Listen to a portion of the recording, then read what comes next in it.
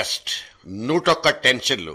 22 గంటల పాటు సాగిన ఒక మ్యారథాన్ ఇంటరాగేషన్ తర్వాత జగన్ అరెస్ట్ అనే టెరిఫిక్ స్టెప్ తీసుకోవడానికి సిబిఐ తెగించేసింది. పర్యవసానాలు పచ్చి పులుసు అనుకుంటూ చేతులు కట్టుకుని కూర్చోకుండా ఆటో ఇటో తేల్చి పారేసిన సిబిఐని అభినందించాలా, లేకపోతే దర్యాప్తు సమయంలో అడపాదడపా గేర్లు మార్చిన పద్ధతిని అనుమానించాలా? ఈ దర్యాప్తు పుస్తకాన్నంతా ఒక్కసారి చదివేద్దామా?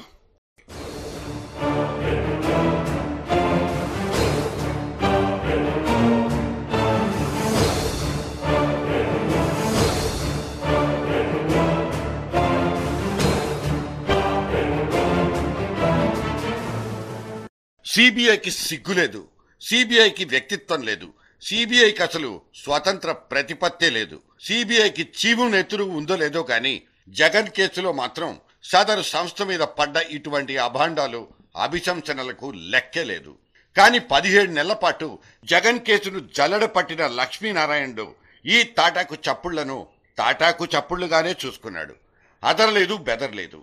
గాలి జనార్దన్ రెడ్డి గనులు, జగన్ ఆస్తులు, ఎంఆర్ అక్రమాలు, ఏకకాలంలో 3 మెగా కేసుల్ని టేకప్ చేసిన లక్ష్మీనారాయణ భారమైన పని ఒత్తిడిని భరిస్తూనే అటు కేంద్రానికి ఇటు కోర్టులకు మధ్య షటిల్ సర్వీస్ నడుపుతూనే డ్యూటీ చేసుకున్నారు. శభాషులు కూడా కొట్టించుకున్నారు.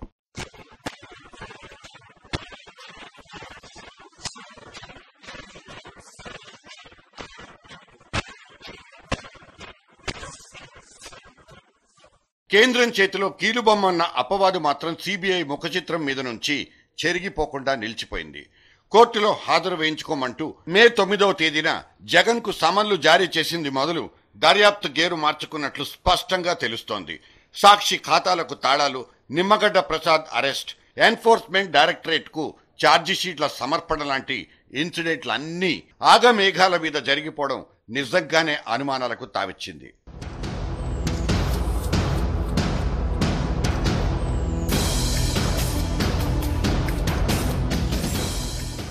అంతకుముందు 16 నెలల దర్యాప్తు తీరును, మే 9 తర్వాత కేసు చకచకా కదలడాన్ని మనం పొరపాటున బేరీజ్ వేసుకున్నామంటే ఢిల్లీ ఆదేశాలు అనబడే ఒక అనుమానాస్పద కోణం కనిపించే తీరుతుంది. A1 అరెస్టుకి ఎందుకింత లేటు అంటూ ఏపీలో అపోజిషన్ పార్టీలు ఆరా తీస్తే అనుమాన పడిపోతే దాన్ని కూడా తప్పు పట్టలేని పరిస్థితి. లక్ష్మీనారాయణ ఢిల్లీ టూర్ వేసిన ప్రతిసారి సాక్షి మీడియాలో ఏదో ఒక వక్రభాష్యం లాంటి వార్తలు కనిపించేవి. తాను సంస్థాగత పనుల కోసమే ఢిల్లీ వెళ్ళొచ్చినా ఏ చిదంబరంతోనో సోనియాతోనో ముచ్చట్లాడి వచ్చినట్లు లక్ష్మీనారాయణుణ్ణి అనుమానంగా చూడడం మీడియాకున్న మాచెడ్డ అలవాటు. ఇది నికార్సైన అనుమానమా లేక ఈకలు పీకే కార్యక్రమమా జనానికి తెలిసే ఛాన్సే లేదు.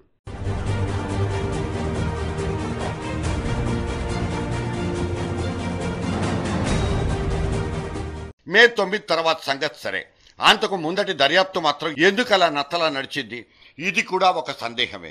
క్విడ్ ప్రోకో లాంటి క్లిష్టమైన వ్యాపార మర్మాల్ని ఛేదించాల్సి రావడం, వందల కొద్ది సాక్షుల్ని విచారించాల్సి రావడం, ఆ సాక్షుల్ని కూడా లాయర్ల సమక్షంలోనే ప్రశ్నించాల్సి రావడం వంటి నిస్సహాయ పరిస్థితులే కేసులో ఇంత జాప్యానికి కారణమని అనుకోవచ్చు. 3rd డిగ్రీ లాంటి ప్రయోగాలు చేయకుండా కేవలం సాఫ్ట్ మెథడ్స్ ద్వారా మాత్రమే దర్యాప్తు చేయాల్సిన సిబిఐ అధికారుల మీద జాలి చూపించాల్సింది పోయి అదే పనిగా ఆడిపోసుకోవడంలో అర్థమే లేదన్నది ఇంకో వాదం.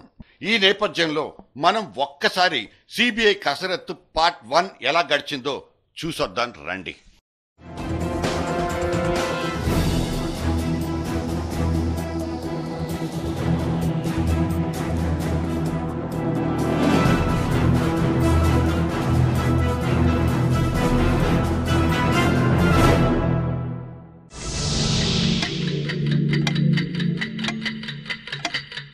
జగన్ అక్రమాస్తుల మీద దర్యాప్తు కోరుతూ హైకోర్టుకు ఎమ్మెల్యే శంకర్రావు లేఖ.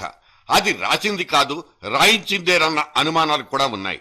ఇంతటి సాహసం చేసినందుకు శంకర్రావును అభినందిస్తూ నజరానాగా ఓ కేబినెట్ బెర్త్ను కూడా సమర్పించుకుంది కాంగ్రెస్ సర్కార్.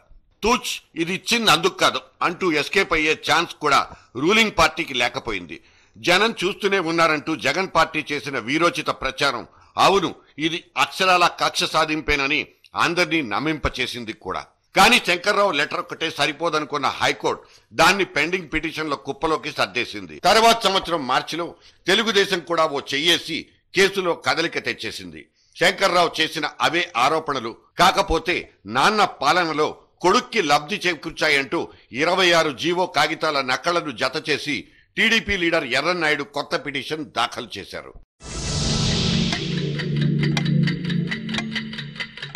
పెంటా శంకర్రావు అండ్ కింజారపు ఎర్రన్నాయుడు వీళ్ళిద్దరి పిటిషన్లకు అంటుకట్టి ఒకటే ట్రీట్మెంట్ ఇవ్వాలనుకుంది హైకోర్టు. జగన్ కూడబెట్టారంటున్న అక్రమాస్తుల నిగ్గు తేల్చాలంటూ జస్టిస్ కాక్రూ నేతృత్వంలోని డివిజన్ బెంచ్ సిబిఐకి గెట్ సెట్ గో చెప్పేసింది. అప్పటికే జగన్ సొంత కుంపటి వెలిగించుకుని ఓదార్పు ఊపులో బిజీగా ఉంటే సిబిఐ మాత్రం ఇట్నుంచి నరుక్కొచ్చే డ్యూటీని మొదలుపెట్టింది. జగన్ అనే కొరివితో తలగొక్కడం కాంగ్రెస్ పార్టీకి అవసరమేనా? అసలు ఈ దూకుడు మంచికా చెడ్డకా అన్న చర్చతో జనంలో ఒకటే క్యూరియాసిటీ. జగన్ చాప్టర్ క్లోజ్ అయిపోయినట్టేనంటున్న ఇంకొన్ని విశ్లేషణలు. రాష్ట్ర రాజకీయం కూడా రంగుమారి యమ రంజుగా తయారైపోయింది.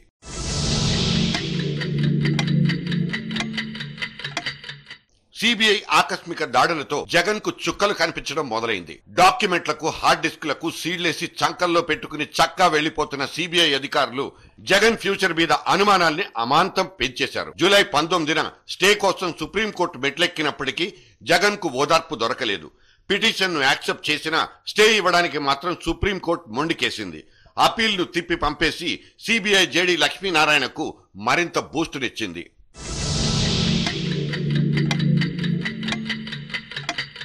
జగన్ కేసులో ఏబిసిడీల్ని మాత్రం చదివేసి ఏకంగా 74 మంది నిందితులతో చాంతాడంత ఎఫ్ఐఆర్ గీసి పడేసింది సిబిఐ. జగన్ గొడుగు కింద గొలుసు కంపెనీల మాయ జరిగింది నిజమేనని సిబిఐ శంకించింది. మొదటి ముద్దాయి వైఎస్ జగన్మోహన్ రెడ్డి, రెండో ముద్దాయి విజయసాయి రెడ్డి.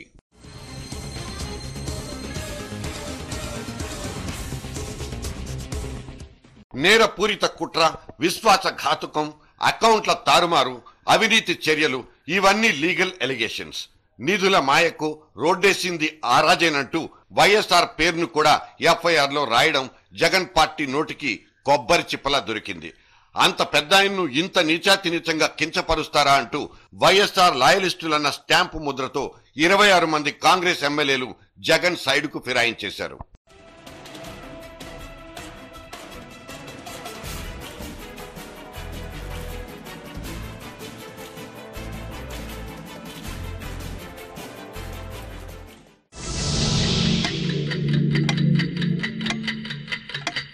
జగన్ కంపెనీల ప్రధాన చిత్రగుప్తుడు ఆడిటర్ విజయసాయి రెడ్డి అరెస్ట్. అప్పటికే ఇంటరాగేషన్ పేరుతో గ్యాప్ లేకుండా ఇన్విటేషన్ల మీద ఇన్విటేషన్లు పంపి సాయిరెడ్డిని 66 రోజుల పాటు ప్రశ్నించి పిప్పి చేసింది సిబిఐ. ఆయన నుంచి ఇంకా ఏం బాపుకుందామని అరెస్ట్ చేశారంటూ జగన్ క్యాంపు తిరగబడింది కూడా. నాకు ప్రాణహాని ఉంది, నన్ను చంపడానికి తెలుగుదేశం పార్టీ సుపారీ కూడా ఇచ్చిందంటూ ఇదే విజయసాయి రెడ్డి ఢిల్లీ దాకా లెటర్లు కూడా రాసేసుకున్నారు.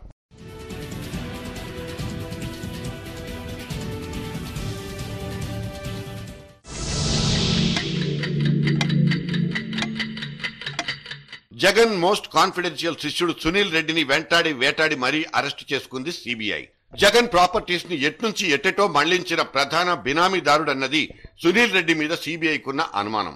ఎంఆర్ విల్లాల గోల్మాల్లో కూడా ఈ యంగ్ చాప్ సునీల్ రెడ్డి చేతివాటం ప్రదర్శించాడన్నది సిబిఐ అభియోగం. తనకు తన శిబిరానికి ఇన్నిన్ని కష్టాలు పుట్టిస్తున్న సిబిఐ మీదకి చివరి అస్త్రంగా అమ్మనే ప్రయోగించాడు Jagan.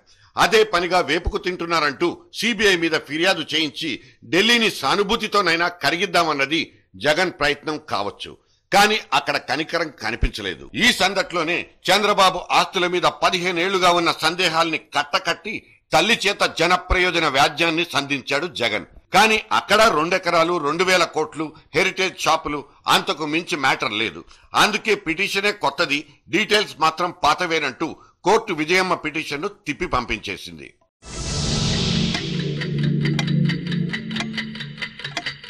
First charge sheet on Jagan. A1 గా జగన్ పేరు. ఎఫ్ఐఆర్ తర్వాత 7 నెలల పాటు 66 మంది సాక్షుల్ని విచారించింది సిబిఐ. లక్ష్మీనారాయణ కొలువున్న దిల్కుషా అతిథి గృహానికి రాకలు పోకలు ఊపందుకుని బడా పారిశ్రామికవేత్తలు సైతం మర్యాదల్ని చూపుచ్చుకున్నారు.